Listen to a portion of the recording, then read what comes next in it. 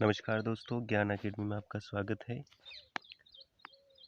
इससे पहले वाले वीडियो में हमने सिंधु घाटी सभ्यता पर बनने वाले सभी क्वेश्चन को देखा था।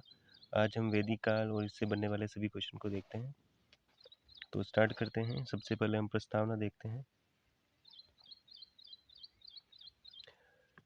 सिंधु घाटी सभ्यता की समाप्ति के बाद भारत की भूमि पर एक और सभ्यता का विकास हुआ, जिसमें मनुष्य मंत्रों के माध्यम से अपने ज्ञान को क्रमबद्ध किया। उसे वैदिक काल कहा गया। ठीक है, यह परिभाषा हुई। कोई वैदिक काल की परिभाषा पूछे तो यह एक ग्रामीण सभ्यता थी। हमारे पास वैदिक कालीन जानकारी पूर्णतः साहित्यिक है। साहित्य का मतलब ये हुआ कि लिखी हुई जानकारी है, जिसमें हम चारों ही वेदों की बात करते हैं। ठीक है, वैदिक सभ्यता का क्षेत्र की बात करेंगे तो सतलुज और यमुना नदियों के बीच का क्षेत्र था। वेद का तात्पर्य होता है ज्ञान। वेद को ज्ञान के रूप में जाना जाता है। सबसे पुराने साहित्यों में वेद का जिक्र होता है या वेद को माना जाता है। वेदों के निर्माताओं की बात करेंगे तो आर्य कहा जाता है। यह क्वेश्चन एग्जाम में पूछा गया है। वेदों के निर्माताओं को क्या कहा गया है? आर्य कहा गया है। सबसे प्राचीनतम वेद की बात करेंगे तो ऋग्वेद है। और वैदिक कालीन समाज की बात करेंगे तो पितृ सत्तात्मक था। इससे पहले हमने सिंधु घाटी सभ्यता पढ़ी। उसमें हमने देखा कि सिंधु घाटी जो सभ्यता थी वो मात्र सत्तात्मक सभ्यता थी। ठीक है, और वैदिक सभ्यता जो है पितृ सत्तात्मक थी। सिंधु सभ्यता मात्र सत्तात्मक, ठीक है, और वैदिक सभ्यता एक पितृ सत्तात्मक सभ्यता थी। पहले क्वेश्चन की बात करते हैं हम।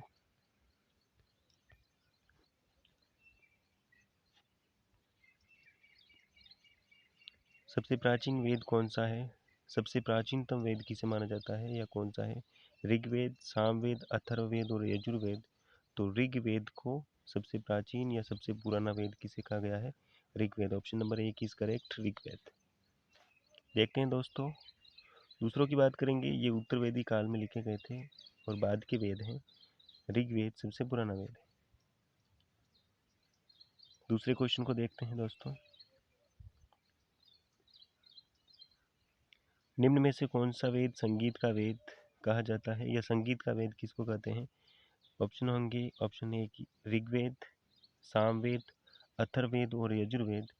तो सामवेद को संगीत का वेद कहा जाता है। सामवेद में सातों स्वरों की बात होती है। 7 स्वरों का वर्णन यहाँ पर होता है। ठीक है, तो संगीत का वेद सामवेद को कहा जाता है। नेक्स्ट क्वेश्चन देखते हैं दोस्तों।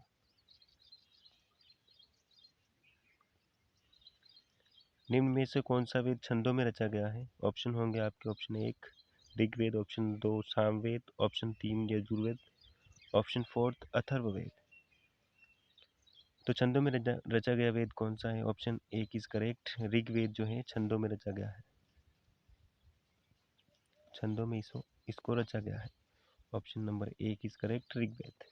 नेक्स्ट क्वेश्चन देखते हैं दोस्तों। गायत्री मंत्र का वर्णन कौन से वेद में है? ठीक है, गायत्री मंत्र जो है उसका वर्णन कौन से वेद में किया गया है? ऋग्वेद, सामवेद, अथर्ववेद और यजुर्वेद। तो ऋग्वेद के थर्ड मंडल में, तीसरे मंडल में गायत्री मंत्र का उल्लेख है। ठीक है,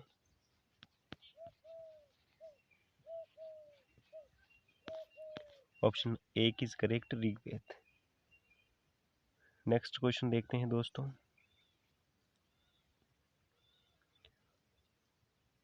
कौन सा वेद वर्ण विभाजन को बताता है? वर्णों का विभाजन है जो हम देखते हैं कि आज भी हमारे समाज में मौजूद है, जिसमें हम देखते हैं कि ब्राह्मण, क्षत्रिय, वैश्य और शूद्र। तो वर्ण विभाजन का जो है कंसेप्ट हमें कहाँ देखने को मिलता है? तो Rigveda, option number 1 is Rigveda, Samaveda, Atharvaveda और यजुर्वेद। तो ऋग्वेद में हमें वर्ण विभाजन देखने को मिलता है। महत्वपूर्ण बात यह है कि ऋग्वेद कालीन जो वर्ण विभाजन था वह प्रतिभा के आधार पर था। प्रतिभा के आधार पर था। ठीक है, मतलब ये हुआ कि एक ही परिवार के व्यक्ति ब्राह्मण, क्षत्रिय, वैश्य और शूद्र हो सकते थे। ठीक है, option number 1 is correct, Rigveda. Next question देखते हैं दोस्तों, पुराणों की संख्या कितनी है? ठीक है, जो पुराण है हमारे पास, वरुण पुराण, मत्स्य पुराण आदि, तो उनकी संख्या कितनी है? ऑप्शन 1 16, ऑप्शन 2 22, ऑप्शन 3 18 और ऑप्शन 4 24। तो हम देखते हैं कि ऑप्शन 3 इज करेक्ट। पुराणों की संख्या कितनी है? 18 पुराण है। ठीक है, और बात हो कि इन पुराणों में भी सबसे प्राचीनतम पुराण कौन सा है? सबसे प्राचीन, सबसे पहले का पुराण आदि क्वेश्चन हो सकते हैं। सबसे प्राचीन की बात होए तो हम कहेंगे कि मत्स्य पुराण जो है सबसे प्राचीन पुराण है। मत्स्य पुराण जो है सबसे प्राचीन या सबसे पुराना जो पुराण है वो कौन सा है? मत्स्य पुराण है। ठीक है, ऑप्शन नंबर 3 पुराणों की संख्या 18 है और मत्स्य पुराण सबसे पुराना पुराण है। देखते हैं नेक्स्ट क्वेश्चन दोस्तों, ऋग्वेदी कालीन कर या टैक्स को क्या कहा जाता था? देखते हैं, ऑप्शन नंबर 1 बलिहर्थ, ऑप्शन 2 जजिया, लगान और कर। तो ऑप्शन नंबर 1 इज करेक्ट। बलिहर्थ या बलि नाम का जो टैक्स था उस समय राजा को दिया जाता था, यह स्वैच्छिक था। ठीक है, ऑप्शन नंबर 1 इज करेक्ट। फिर बात करते हैं जजिया। जजिया जो मुगल काल था, मुगल कालीन टैक्स को जजिया करते थे। ठीक है, लगान की बात करेंगे तो अंग्रेजों ने जिस टैक्स की शुरुआत की भारत में अंग्रेज काल में, उसको अपन लगान करते हैं। ऑप्शन 4 कर, आज जो हम टैक्स देते हैं उसको कर, टैक्स आदि कहा जाता है। ऑप्शन 1 इज करेक्ट, बलिहार्थ। देखते हैं अगला क्वेश्चन, ऋग्वेद काल में ऋग्वेद में कितने मंडल हैं? Okay, option 1 10, option 2 12, option 3 8, option 4 16। तो option number 1 is correct. Simple question है दोस्तों कि कितने मंडल है ऋग्वेद में? 10 मंडल है। नेक्स्ट क्वेश्चन दोस्तों, वैदिक काल में रत्नीन शब्द किसके लिए प्रयुक्त किया जाता था? रत्नीन जो शब्द है इसका यूज किसके लिए किया जाता था? ऑप्शन 1 परिवार का मुखिया होता था उसको रत्नीन कहा जाता था, या फिर राजा का पुत्र को रत्नीन कहा जाता था, राजा के अधिकारी को रत्नीन कहा जाता था, या मुख्य सेना नायक था उसको रत्नीन कहा जाता था। Option number 3 is correct. राजा का जो अधिकारी था उसको रत्नीन कहा जाता था। ठीक है, राजा का अधिकारी। देखते हैं अगला क्वेश्चन दोस्तों, आयुर्वेद किस वेद का उपवेद है? ठीक है, ऑप्शन नंबर 1 ऋग्वेद का, सामवेद का, अथर्ववेद का या यजुर्वेद का। तो ऋग्वेद का जो उपवेद है उसको आयुर्वेद कहा जाता है। ठीक है, option number 1 is correct, Rigveda. देखते हैं नेक्स्ट क्वेश्चन दोस्तों,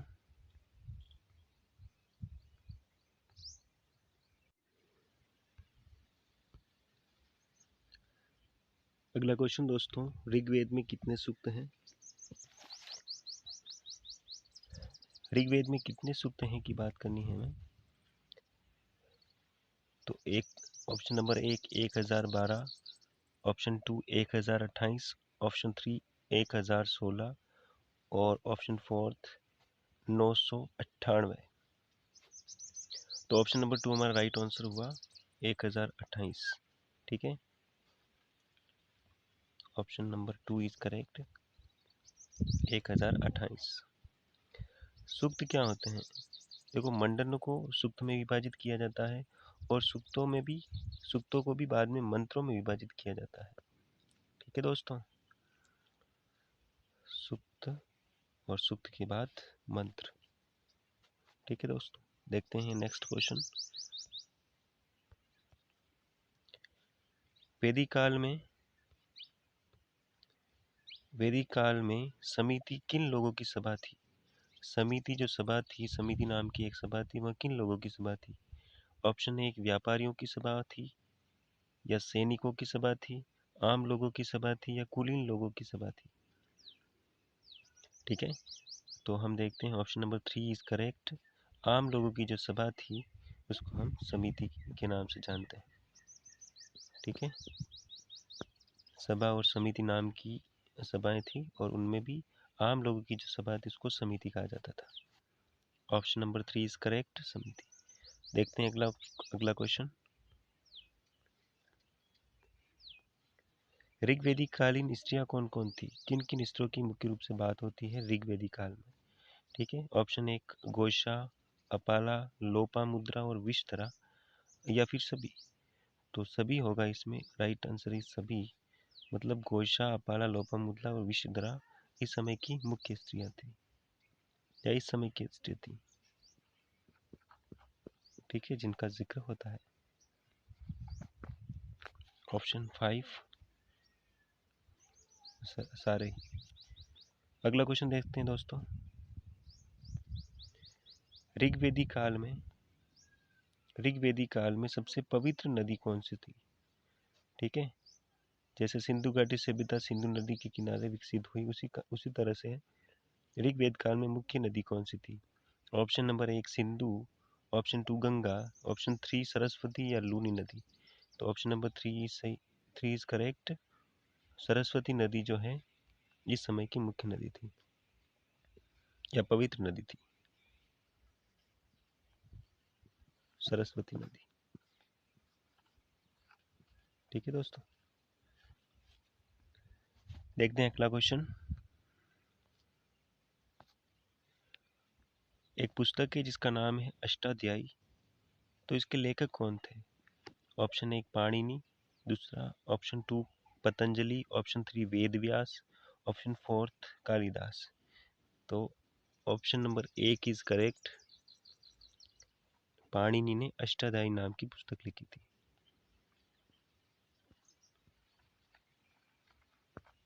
ठीक है दोस्तों, option number 1 is correct, Panini. अगला क्वेश्चन देखते हैं दोस्तों। वैदिक कालीन आर्यों का मुख्य भोजन क्या था? वैदिक कालीन जो आर्य थे उनका मुख्य भोजन क्या था?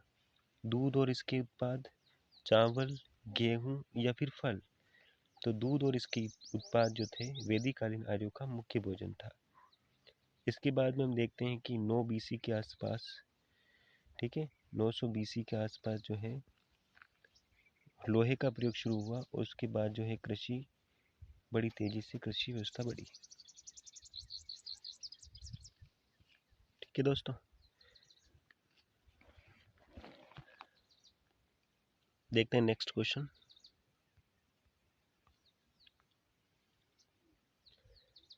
ऋग्वेदिक काल में वर्ण विभाजन किस आधार पर था? ये क्वेश्चन पहले ही आ चुका है दोस्तों, और इसका उत्तर होगा प्रतिभा के आधार पर। ठीक है दोस्तों,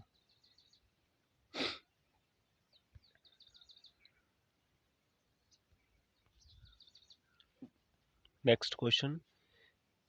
ऋग्वेदिक काल में पुरंदर शब्द किस देवता के लिए यूज होता है? पुरंदर शब्द जो थे किस देवता के लिए यूज होता था? ऋग्वेद में लगभग 250 बार पुरंदर शब्द का यूज होता है, या इसका जिक्र होता है, तो यह किस देवता के लिए प्रयुक्त किया जाता था? देखते हैं option. Option number 1 is Indra, option 2 Soma, option 3 Agni, option 4 Varuna. ठीक है, तो option number 1 is correct. Indradev को पुरंदर के नाम से जाना जाता है। पुरंदर भगवान इंद्रदेव के लिए यूज होता था। देखते हैं नेक्स्ट क्वेश्चन।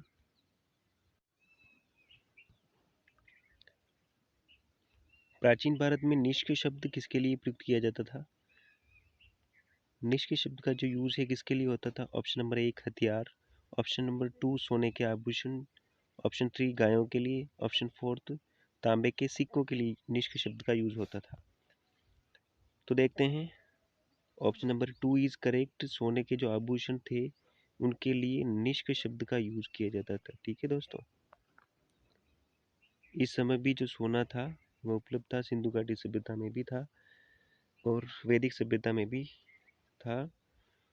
सोने के जो आभूषण है उनको निष्क के नाम से जाना जाता था। ऑप्शन नंबर 2 इज करेक्ट, सोने के आभूषण। अगला क्वेश्चन देखते हैं दोस्तों, योग दर्शन के प्रतिपादक कौन है? Option 1 Patanjali, option 2 Panini, option 3 Megasthenes, option 4 Manu. तो option number 1 is correct. Patanjali को जो है योग दर्शन के प्रतिपादक के रूप में जाना जाता है। ठीक है दोस्तों, काफी को इस क्वेश्चन का आंसर पता होगा दोस्तों। अगला क्वेश्चन देखते हैं, उपनिषद उपनिषद पुस्तकें हैं किसके बारे में? ठीक है दोस्तों, क्वेश्चन बनता है कि उपनिषद जो पुस्तकें हैं वो किसके बारे में हमें बताती है? योग पर लिखी गई है, दर्शन पर, विधि पर या धर्म पर? ठीक है दोस्तों, तो दर्शन पर लिखी गई हैं उपनिषद पुस्तकें। ऑप्शन नंबर 2 इज करेक्ट, दर्शन पर। वैदिक काल में हिरण्य किस धातु के लिए प्रयुक्त किया जाता था दोस्तों? ऑप्शन नंबर 1 तांबा, ऑप्शन नंबर 2 सोना, ऑप्शन नंबर 3 चांदी, ऑप्शन नंबर 4 कांसा। तो सोने के लिए हिरण्य शब्द का यूज किया जाता था दोस्तों। ऑप्शन नंबर 2 इज करेक्ट, हिरण्य शब्द का यूज सोने के लिए होता था। देखते हैं अगला क्वेश्चन, गोत्र प्रथा का जो प्रचलन है किस काल में हुआ? सिंधु घाटी सभ्यता काल में, ऋग्वेदिक काल में, उत्तर वैदिक काल में या महाजनपद काल में? ठीक है दोस्तों, तो सिंधु घाटी सभ्यता में हमें ऐसा कुछ भी देखने को नहीं मिलता है, गोत्र प्रथा आदि। ऋग्वेदिक काल में भी गोत्र प्रथा हमें देखने को नहीं मिलती है दोस्तों। उत्तर वैदिक काल में गोत्र प्रथा का विकास हुआ था दोस्तों। ठीक है, ऑप्शन नंबर 3 इज करेक्ट, उत्तर वैदिक काल में गोत्र प्रथा का विकास हुआ था। ठीक है दोस्तों, हाँ ऋग्वेदिक काल में 4 वर्णों की व्यवस्था में देखने को मिलती है, लेकिन गोत्र प्रथा में देखने को नहीं मिलती। ठीक है दोस्तों, ब्राह्मण क्षत्रिय वैश्य आदि आदि। ठीक है दोस्तों, तो गोत्र प्रथा का जो विकास है वो उत्तर वैदिक काल में। अगला क्वेश्चन दोस्तों, अगला भी क्वेश्चन नहीं दोस्तों, सारणी है, आपको समझनी है। यहाँ से भी क्वेश्चन बनते हैं। एक तरफ वेद दिए हैं, दूसरी तरफ उनके उपवेद दिए हैं। तो ऋग्वेद का जो उपवेद है वो आयुर्वेद है, यजुर्वेद का उपवेद धनुर्वेद है, सामवेद का उपवेद गंधर्व वेद है और अथर्ववेद का उपवेद शिल्पवेद है दोस्तों। ये जानकारी आपको याद रखनी है क्योंकि यहाँ से भी क्वेश्चन पूछे जाते हैं। ठीक है दोस्तों, नेक्स्ट क्वेश्चन दोस्तों, कुछ महत्वपूर्ण बिंदु दिए हैं, आपको ध्यान में रखने हैं ये भी, यहाँ से भी क्वेश्चन पूछे जाते हैं। ठीक है दोस्तों, स्टेटमेंट के रूप में। तो पहला बिंदु है, ऋग्वेद में 1 तथा 10वां मंडल बाद में जोड़े गए हैं। ठीक है दोस्तों, बाद के जुड़े हुए मंडलों की बात करें तो 1 तथा 10वां जो मंडल है वो बाद में जोड़े गए हैं। दूसरा बिंदु, ऋग्वेदिक काल में वर्ण व्यवस्था कर्म आधारित थी। हमने देखा कि प्रतिभा या कर्म आधारित थी, तो दूसरा भी बिंदु आपको याद रखना है। तीसरा बिंदु है, चारों वर्णों का आधार व्यवसाय था। ठीक है दोस्तों, व्यवसाय के आधार पर वर्णों का जो है विभाजन हमें देखने को मिलता है। चौथा बिंदु है, ऋग्वेदिक काल में गायों का मुख्य व्यवसाय था। ठीक है दोस्तों, तो ये जानकारी भी आपको याद रखनी है। ऋग्वेदिक काल में घोड़े का प्रयोग रथ के लिए होता था। ठीक है दोस्तों, घोड़े का यूज रथ के लिए होता था। ठीक है दोस्तों, छठा बिंदु है, आयुर्वेद को चिकित्सा का वेद कहा जाता है। सातवां बिंदु है, ऋग्वेदिक काल में इंद्र प्रमुख देवता है। हमने बात की इंद्र प्रमुख देवता थे, पुरंदर नाम से इनको जाना जाता था। ठीक है दोस्तों, और इंद्र प्रमुख देवता थे। 250 बार, लगभग 250 बार पुरंदर वर्ड का यूज हुआ है। ठीक है दोस्तों, उत्तर वैदिक काल के बारे में भी कुछ जानकारी दी हुई है, कुछ महत्वपूर्ण बिंदु दिए आपको याद रखने हैं। पहला बिंदु, उत्तर वैदिक काल में राजा का पद वंशानुगत हो चुका था। ठीक है दोस्तों, अगला बिंदु है, उत्तर वैदिक काल में कर व्यवस्था यानी कि टैक्स सिस्टम जो था वो नियमित हो चुका था। इससे पूर्व या ऋग्वेदिक काल में जो है बलिहर्थ नाम का जो टैक्स था वह स्वेच्छा से देना पड़ता था। ठीक है।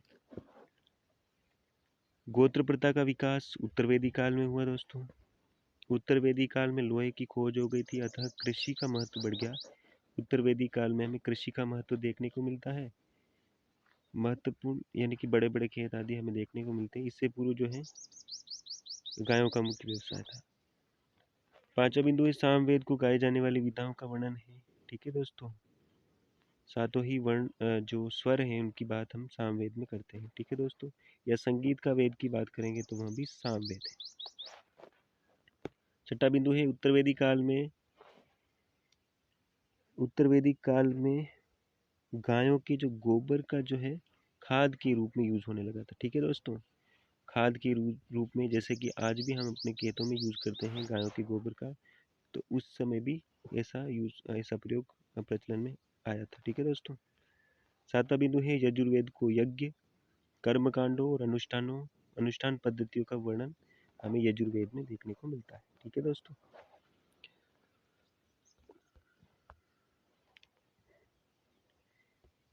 ठीक है दोस्तों, महत्वपूर्ण क्वेश्चन को हमने समझा ऋग्वेद और उत्तर वेदिक काल के। ठीक है, इसके बाद जो है हम महाजनपद काल के क्वेश्चन को डिस्कस करेंगे। ठीक है, अब क्योंकि कृषि व्यवस्था बढ़ने लगी है तो बड़े बड़े नगर जो हैं भारत में देखने को मिलते हैं। ठीक है, तो उन सबकी हम बात करेंगे अगले नेक्स्ट वीडियो में। ठीक है दोस्तों, थैंक यू, धन्यवाद।